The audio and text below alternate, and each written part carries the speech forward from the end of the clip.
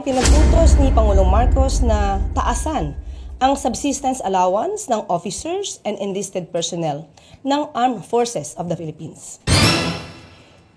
Itinaas dito sa 380 pesos mula 130 pesos para tulungan ang ating mga sundalo sa kanilang pangangailangan at magampanan ang kanilang mga tungkulin sa bansa. Ang dagdag allowance na bago lang binigay para sa kasundaluhan is about subsistence allowance, is about pang-araw-araw na pangkain na suporta para sa ating tropa. It will provide better motivation, higher motivation for our soldiers at yung kalusugan na napaka-importante para sa ating mga kasundaluhan. Definitely, it will translate into a better accomplishment ng mission para sa bagong Pilipinas at para sa mga taong bayan. Ito yung nagiging sandigan ng ating bayan. Nagpapasalamat kami sa ating Pangulo dahil po sa kanyang patuloy na suporta. Nagiging competent kami sa aming mission na ipagtanggol ang ating bayan.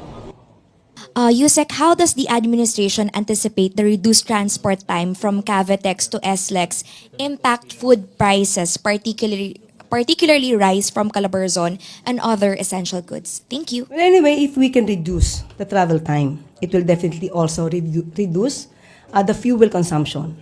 And it will benefit all travelers and also those that will transport the food and other necessities. It will also go down. The price will also go down. Hi, Yusek. Good morning po. Morning po. Okay. Yusek, sa isang interview po kay ICC spokesperson Fadi El Abdallah, he thanked the Philippine government for showing commitment to international accountability mechanisms, and they also urge all countries, including the Philippines, to join or rejoin the Rome Statute. So how does Malacanang want to respond to this statement from the ICC spokesperson? Opo, nagpasalamat po sila sa ating nagawa. Kung ang nagsalita mismo po ay mula sa ICC, ipinapalagay natin ang ating naging pakikipagtulungan sa Interpol at ang ating pag-i-implement ng ating batas ng RA 9851 ay walang nilalabag na batas. Sumasang-ayon ang ICC na ang pag-surrender natin sa dating Pangulong Duterte ay naaayon din sa kanilang batas o rules. At gusto ko lamang idagdag dito, kasi kung sila ay sumasang-ayon sa ating naisagawa, kamakailan lamang ay nabanggit din po ni Benito Ranque, yung co-convener ng Bring PRRD Home. Siya mismo po ang nagsabi, and I quote, dito po sa news po na sinulat po ni Cheng Ordonez ng Daily Tribune. Ang sabi po dito, Benito Ranque, co-convener of the Bring PRRD Home movement, revealed that former President Rodrigo Roa Duterte was informed in advance of the arrest warrant issued against him by the International Criminal Court. Ranque said Duterte was urged to remain in Hong Kong under China's protection, but he rejected the plan, choosing instead to return to the Philippines and face the charges. I know what I'm doing, let them arrest me, Duterte was quoted as saying by one of his advisors. So ibig pong sabihin nito, hindi po at walang katotohanan ang sinasabing warrantless arrest kay dating Pangulong Duterte. Ibig po sabihin nito, alam po niya, ayon sa kanyang, ayon kay co-convener ng Bring PRRD Home na si Mr. Benito Ranque, alam daw niya mismo sa kanilang kakampi na si Benito Ranque. Kaya sa aming tingin, ang administrasyon ay wala po nilabag na batas. At yun din po ang nakikita nating pananaw ng ICC. Just a follow-up lang po, Yusek. Yun po, what's stopping the Marcos administration to rejoin the ICC? Ano po ba ang iniintay nating indicators for us to go back to the Rome Statute? And second po, sabi lang din ng ICC spokesperson, a freeze order on Duterte's asset may be released at any time, at any stage of the proceedings. May coordination na po ba with other government agencies when it comes to how do we go about this kind of order? As we speak, we have not yet discussed any plan of rejoining the ICC. Yung huli po natin nakausap ang Pangulo, tinanong po natin yan ng personal at siya'y ngumiti lamang at sasabihin ko daw dapat na wala pa talaga na pag-uusapan patungkol doon. When it comes to the alleged incoming freeze order to be issued by the ICC, there is no commitment on our part, on the part of the administration, if we will comply with any order issued by the ICC, considering that the ICC, as of the moment, has no jurisdiction over the Philippines. Yusek, pwede pong baka masyado ring advance, pero kung sakasakali man na mahatulang guilty ang dating presidente, ano mangyayari doon sa benefits niya na tinatanggap as former president?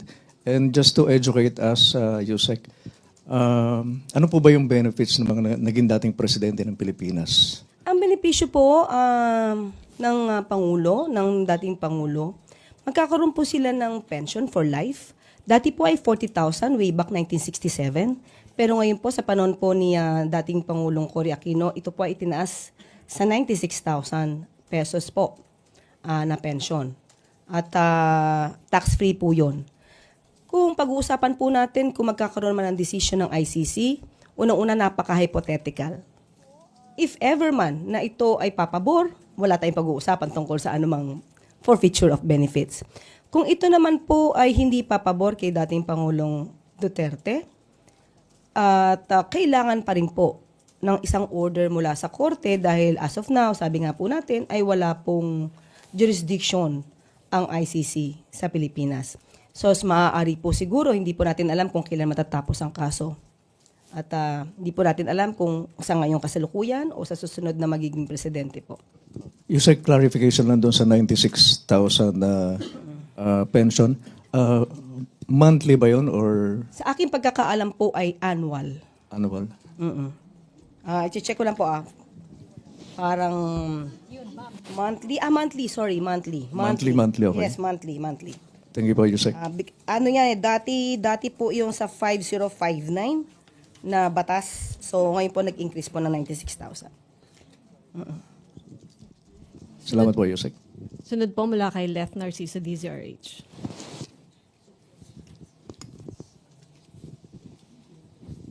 Good afternoon, Yusek. Sabi po ng mga magsasaka sa Nueva Ecija, hindi pa daw makapamili ng palay ang NFA dahil puno pa yung kanilang mga bodega. Ano pong direktiba ni Pangulo tungkol dito? Okay.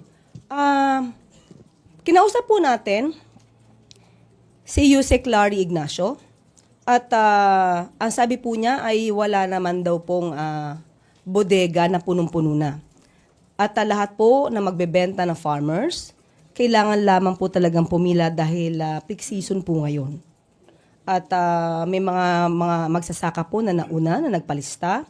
At uunahin po lahat yan. Kung kukulangin man daw po ang bodega, magre-rent po sila, ang NFA. So lahat po na magbebenta na farmer, kung sila po ay may pagkakataon na hintayin ang kanilang turn, bibilin po ito ng NFA. Hindi po natin tatanggihan ang lahat ng bebenta ng farmers. At sinabi po sa atin, sa ngayon po, ang bilihan po kapag ka-fresh ay 19 pesos kada kilo sa regions 1, 2, 3 at the rest po ay 18 pesos pagka-fresh.